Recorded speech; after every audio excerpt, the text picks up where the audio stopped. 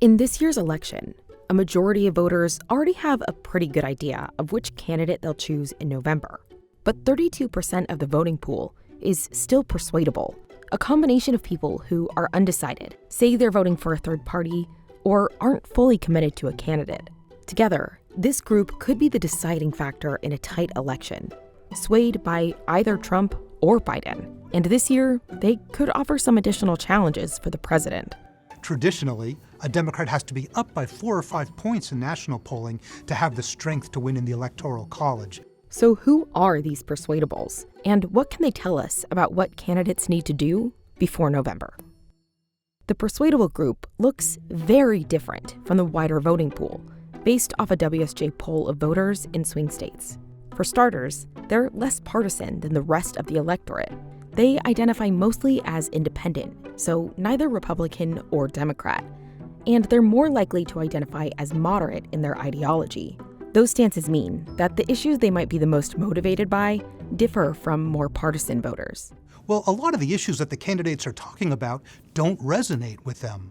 These voters are not very focused on immigration, which is something you'll hear Donald Trump talk about almost every day. And abortion, these voters are interested in abortion, but again, it doesn't pop as much as a top issue for these voters. These tend to be moderate, economy-focused voters. The bread and butter economic issues that people deal with in their daily lives. And they don't really feel good about either candidate.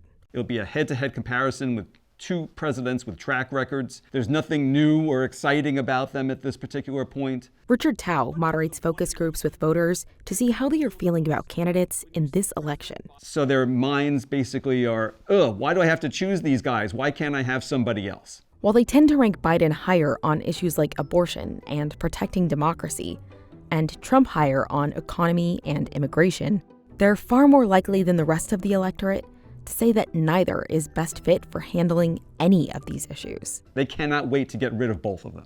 They want them done for the scene, they want them retired, they want a new generation that is running the country.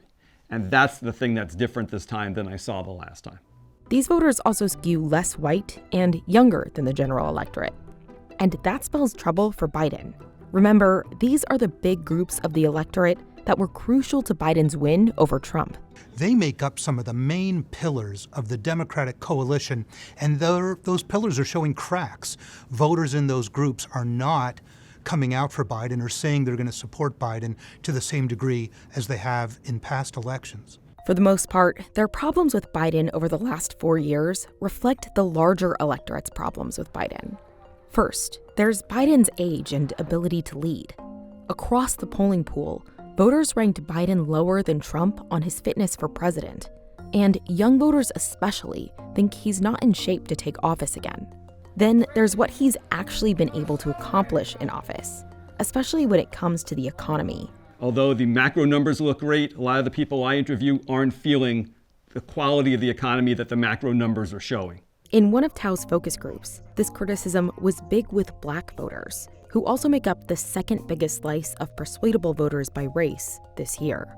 You know, if it was a significant change in those areas, then it would be obvious. We could all see it and we could feel it in our day-to-day lives. But Trump has work to do with persuadables too. Tao says that Trump's conduct is one major reason voters are leaning away from him. They don't particularly like him as a person or think he's a particularly good role model. There are some of them who are concerned about his threat to democracy, what they saw on January 6th, and they don't want to replicate that again. Both of these candidates will not only have to sway these voters to their side, but also motivate them to come out to the polls. Persuadables are less likely to even commit to voting in November. In the 2020 election, although Biden won the popular vote by 7 million, he won the electoral college by fewer than 44,000 votes in Wisconsin, Arizona, and Georgia combined. It's a minuscule number. That's why we're so focused on these groups, because if they had just gone the other way, Trump would be president today.